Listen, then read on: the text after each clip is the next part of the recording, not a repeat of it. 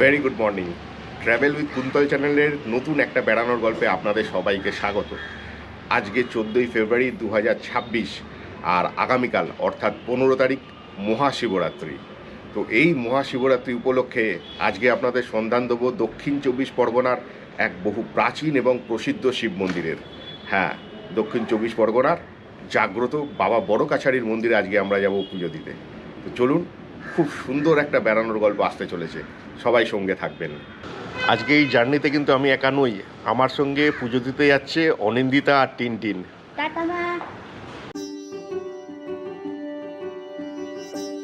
কলকাতা শহর থেকে সড়ক পথে বড় কাছারির দূরত্ব প্রায় 29 কিলোমিটার। সময় লাগে কম বেশি 1.25 ঘন্টা। সড়ক পথে ডায়মন্ড হারবার রোড থেকে বাকরারহাট রোড ধরে সোজা বড় কাছারি মন্দির।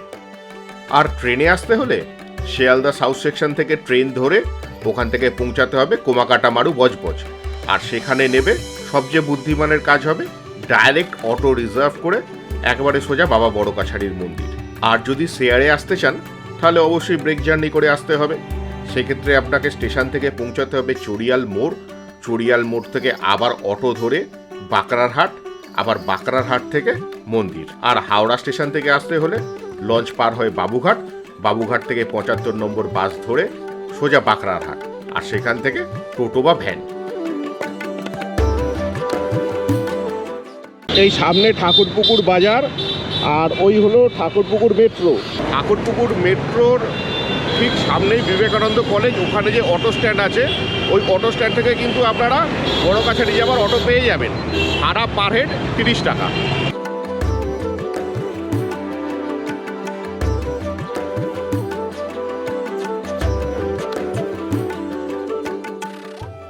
ঢাকা মেট্রো টোপকেই প্রথম একটা সিগন্যাল পড়ে, সেই সিগন্যালেই আমরা এখন দাঁড়িয়ে আছি। আর এই যে দেখুন যে রাস্তাটা বেরিয়ে গেছে ডান দিক দিয়ে সোজা, এই রাস্তাটা দিয়ে কিছুটা এগিয়েই লেফট টার্ন নিতে হবে।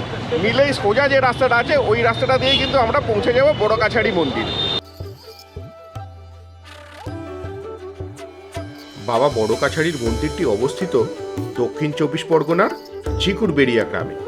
যতই মন্দিরের দিকে এগোতে থাকি মিলিয়ে যায় শহরের কোলাহল, আর তার জায়গায় আসে স্নিগ্ধ নীরবতা। রাস্তার দুই ধারে সবুজ গাছের রাশি, ছোট ছোট গ্রামীণ দোকানপাট যেন এক শান্ত সরল জীবনের কথা বলে। ভোরের নরম আলোয় রাস্তাটা যেন এক আলাদা আবহ তৈরি করে।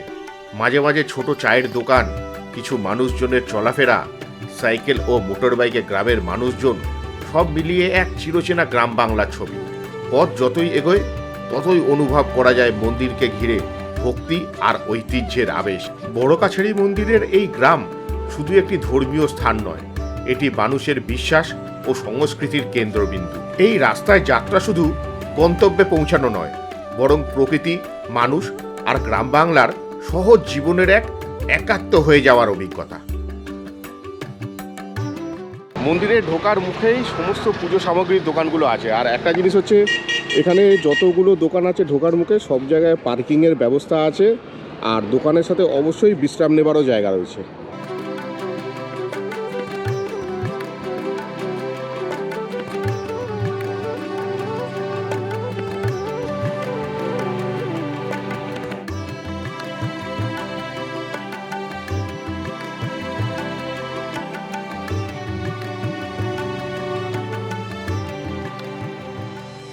এখানে ডালা কত আছে দাদা? এখানে কোনো পার্কিং চার্জ আমরা নেই না, হ্যাঁ, কোনো ঘর ভাড়া নেই না। এখানে সব কিছু পরিষেবা পাবেন। বাথরুম, পায়খানা, স্নানাগার, টিউবওয়েল, বসে রেস্টুরেন্ট, খাওয়া দাওয়া করুন, বাইরে থেকে খাবার নিয়ে এসে বা বাড়ি থেকে খাবার নিয়ে এসে এখানে বসে খাওয়া দাওয়া করুন, কোনো কিছু চার্জ পড়ে না। শুধু অনলি ফর ডালাটা নেবেন 51, 100, 200 যেমন বুঝি। পুজোর উপকরণটা এখান থেকে নিয়ে নেবেন, নিলেই সব কিছু ফ্রি পাবেন।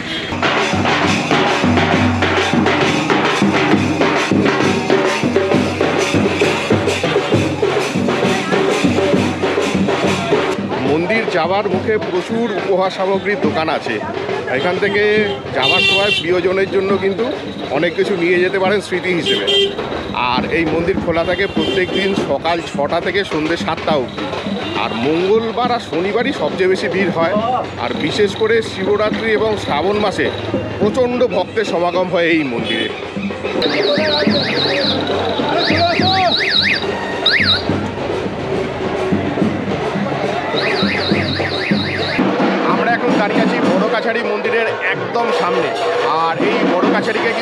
কাছাড়িও বলা হয়। শিবই হলেন স্বয়ং ভূতনাথ, অর্থাৎ ভূতনাথের বিচার সভা। এবারে মন্দির সংলগ্ন দুধ পুকুরটি দেখে নেওয়া যাক। এই পুকুর থেকে এই জল নিয়ে কিন্তু বাবার মাথায় ঢালা হয়।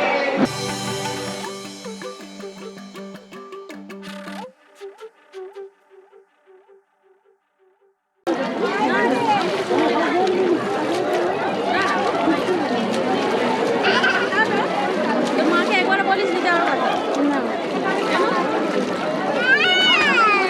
বললো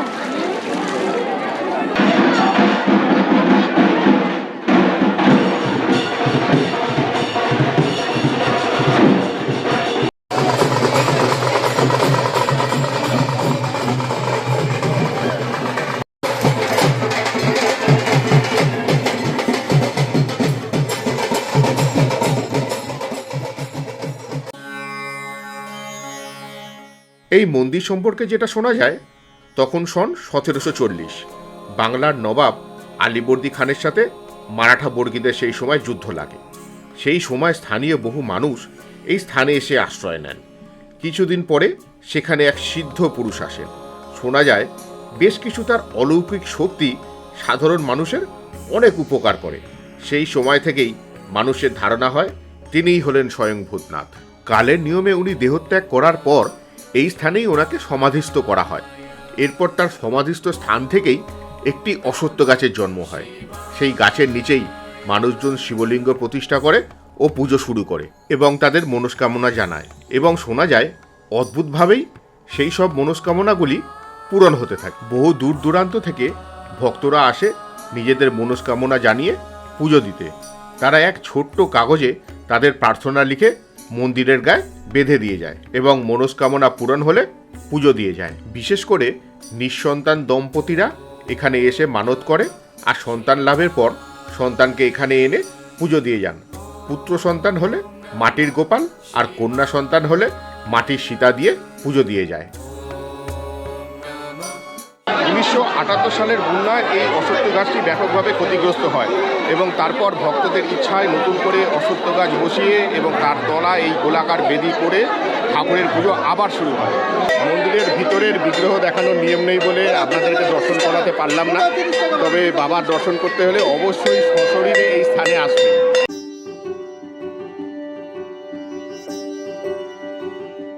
এই দুধ পুকুরের পাড়ে মা বেহুলা ও মা সাবিত্রীর মূর্তিতে সব সধবা মহিলারা শাঁখা পলা ও সিঁদুর নিবেদন করে তাদের স্বামীদের মঙ্গল কামনা করেন।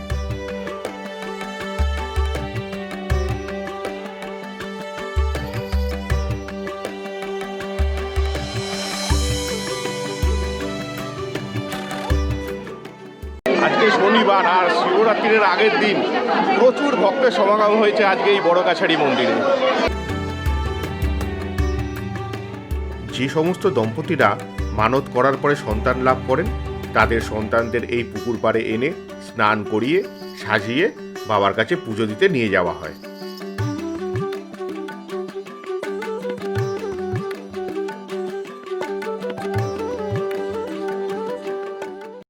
আচ্ছা, পুজো দিয়ে মন্দিরের বাইরে বেরিয়ে দুপাশারি প্রচুর খাওয়া দাওয়ার দোকান আছে।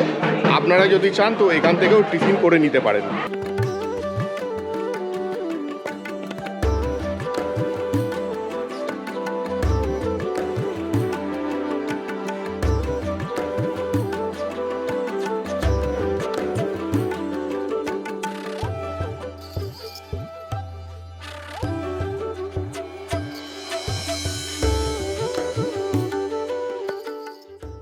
প্রচণ্ড খিদে পেয়েছে, সকালবেলা খালি পেটে বেরিয়েছি, তো নিয়ে নিয়েছি পেটাই পরোটা, ঘুগনি আর আলুর দম।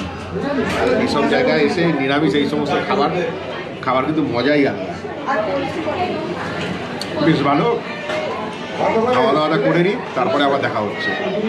সত্যি বাবার এই পবিত্র স্থানে এসে মনটা শান্তিতে ভরে গেল। এই শান্তি ভাষায় প্রকাশ করা যায় না। স্বল্প এই ভিডিওটা এখানেই শেষ করছি। যদি ভালো লাগে অবশ্যই লাইক, শেয়ার আর সাবস্ক্রাইব করতে কিন্তু ভুলবেন না। সবাই সুস্থ থাকবেন, ভালো থাকবেন। খুব তাড়াতাড়ি ফিরবো আরও নতুন নতুন অনেক জায়গার সন্ধান নিয়ে।